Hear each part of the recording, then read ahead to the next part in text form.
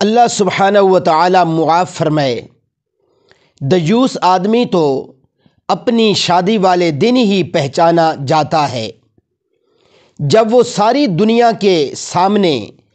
اپنی دلہن کو دیکھنے، اس کی تصاویر اور ویڈیوز بنانے کو برا نہیں سمجھتا،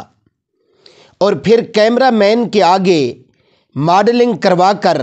بعد میں سارے رشتہ داروں کو بلا تفریق مرد و زن خوشی خوشی اور فخر سے وہ البم دکھانا تو گویا دیوسیت سے اگلی سٹیج ہے، جس کا میں نام نہیں لینا چاہتا، اور اپنی بیگم کی اس مارکیٹنگ کے لیے اچھی خاصی رقم خرچ کی جاتی ہے۔ شیطان نے